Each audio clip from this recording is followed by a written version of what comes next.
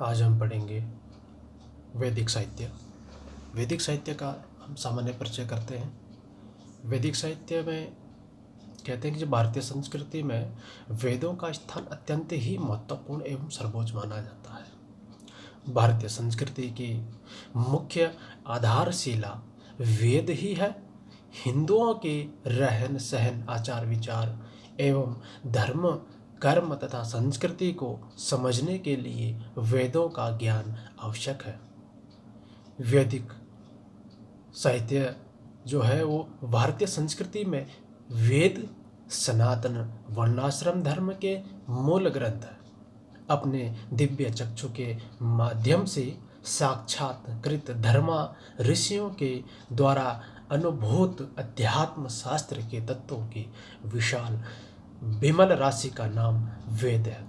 मनु के अनुसार अगर बात करें तो वेद पितरों देवों का वह सनातन चक्षु है जिसके माध्यम से कालातीत और देशातीत का भी दर्शन संभव है। कहा भी गया है कि पितृदेवम मनुष्याणाम वेद चक्षुः सनातनम मनु स्मृति। वेदों में वर्णित विषयों का स्मृति पुराणों तथा धर्म शास्त्रों में विस्तार पूर्वक वर्णन प्राप्त होता है।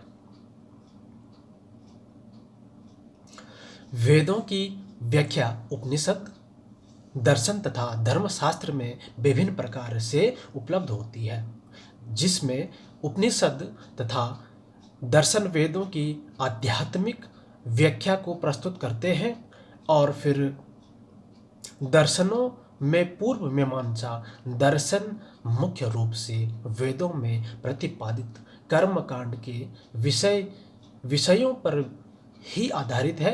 वेद विश्व के सभी प्राचीन साहित्य ग्रंथों में सर्व प्राचीन ग्रंथ है। ऋषियों ने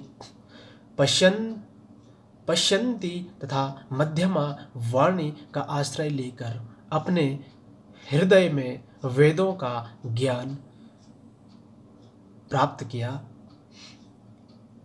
था तथा वैखरी वाणी का आश्रय लेकर अपने शिष्यों और प्रशिष्यों को यह वेद ज्ञान दिया था। इसी में कहते हैं कि वेद शब्द की व्युत्पत्ति कैसे हुई है, उसका अर्थ क्या है, उसका हम आगे वर्णन करते हैं।